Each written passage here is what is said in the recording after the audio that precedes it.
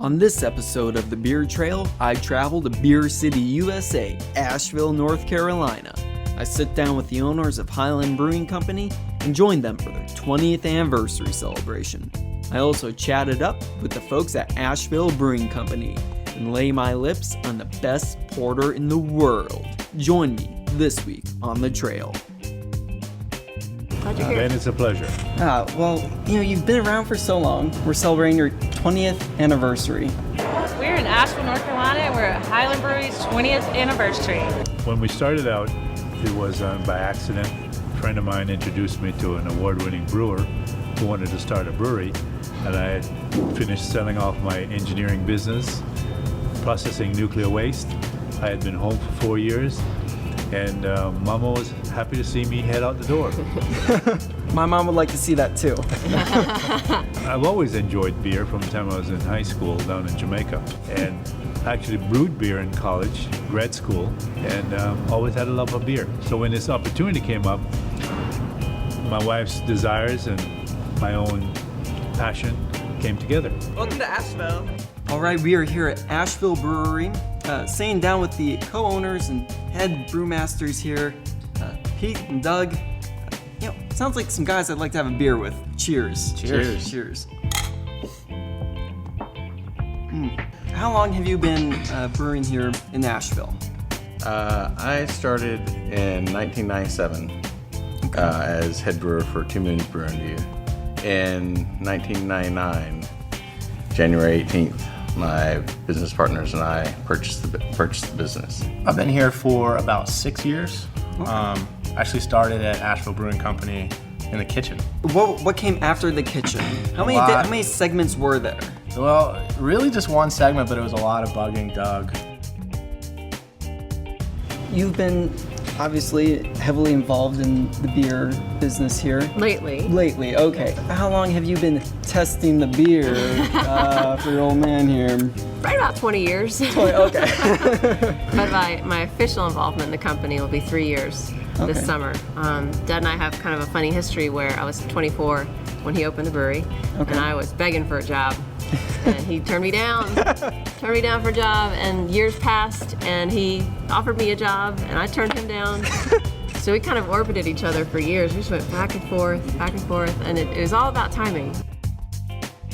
For the past several years, we've also been named Asheville's most family-friendly brewery. It's been a lot of years, hasn't It's it? been a lot of years. 6 or 7 in a Yeah. row or something like that. That is something to hang your hat on. Yeah. Because, it's a place where adults can hang out, but they also might have kids. Why not? It makes sense. Yeah, that's Definitely. true. It's a beautiful thing. During the daytime at Cox Avenue here, out on the patio, it'll be full of kids playing giant checkers and giant Four. Jenga, giant Connect Four, and beanbag toss or cornhole, depending on where you're from in the country. From Ohio, we know it as cornhole, Cornhole. obviously, yes. But and then at night, it's a complete bar scene. It's definitely more of a adult atmosphere, so it's pretty cool that we get a mix of people at every location.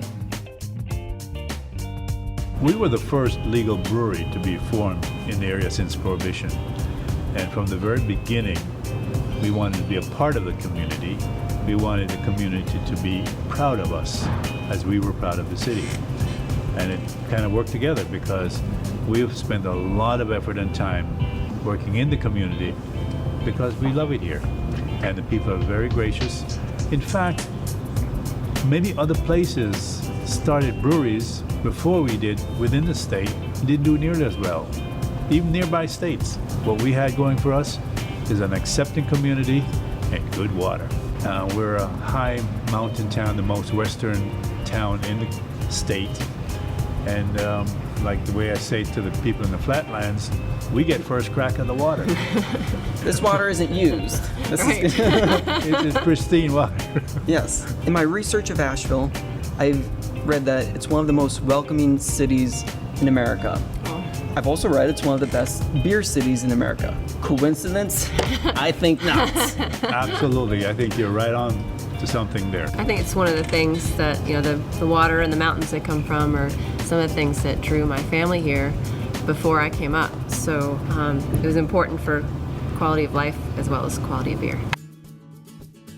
Asheville has great water. It also has a great quality of life.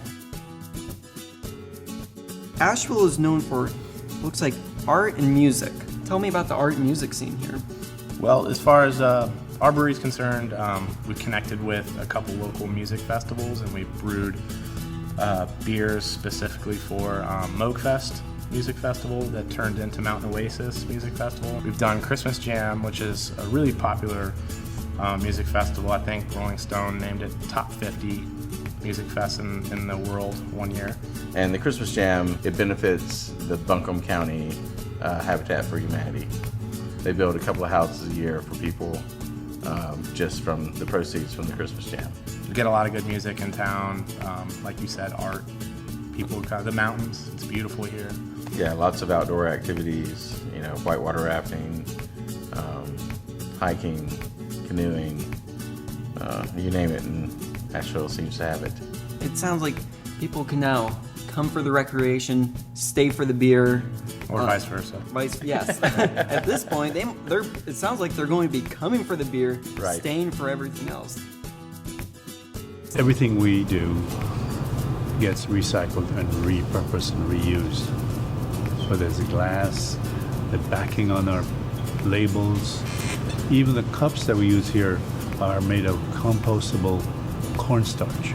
All of our operations are geared towards not putting any more of a carbon footprint on the environment than we need to. We already give our spent grain to a local farmer, so he's here all the time picking it up. Great. But there are ways it's daily efforts that really make a difference. We're not the one big project, so it's a constant pursuit. It's a culture of recycling and reusing and not wasting, and I think we've had that embedded with the staff. And another mantra that we have in our operations is improve everything, or 100 things 1%, not one thing 100%. So all the time you can improve it. I feel like we're learning life lessons here on the trail today. How to drink your beer and live your life in a responsible way. That's very awesome. Well, Ben, in truth, a lot of the craft breweries head in this direction. We went out and built a house one year. Yep, we went out and built a house as part of the ABA, the Asheville Brewers Alliance. Each brewery took a weekend and we built a house. They have a kegerator in it. That's why I want to know. Yeah, It does. we've got to go back to Yeah. put the kegerator in. Okay. We were worried about the walls and the floor and, Yeah. and all that. We got the kegerator, now we need the walls. I thought it was the opposite. We had our priorities mixed up. What would you say is your flagship beer? Oh, definitely the Gaelic Ale, Okay. second one here. Yeah? Wow. Good taste here. So that's an amber ale. It's known for its balance. So you get this beautiful balance. You get hops up front, but you get a quick malt balance from that, and there's a little bit of caramel sweetness at the end. And it's very palatable to a wide audience. Oh, yes. Very easily drinkable. I would say. Yeah, I'm going to throw a couple of these Gaelics back here. Continue the interview. I'll be enjoying this. My favorite Highland beer is the Gaelic. Just even profile for the amber, really drinkable, and it's the beer that made Asheville Beer City, USA. I like that it's basic but satisfying.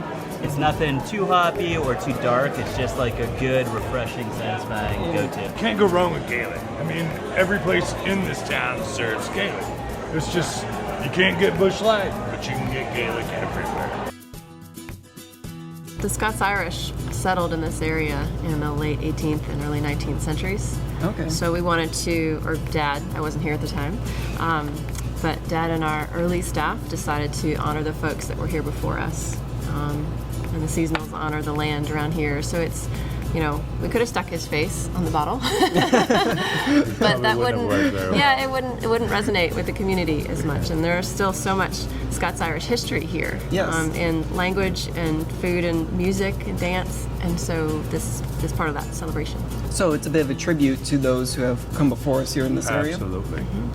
What does beer mean to the city of Asheville?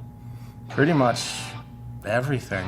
Yeah. But really, beer is a central focus for a lot of people in Asheville, I think. I mean, the Beer City, we went Beer City for a few years, which was great.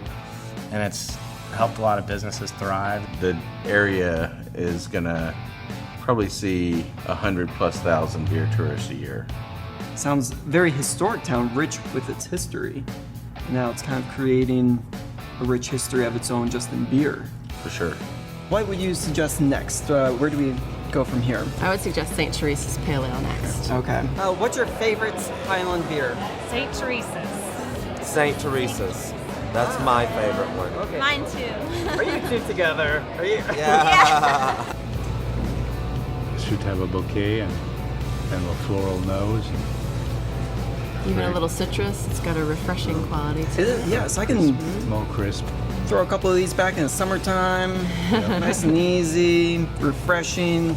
It's the one that you can share with people that don't drink good beer and they'll still love it. You know, sometimes it's lighter.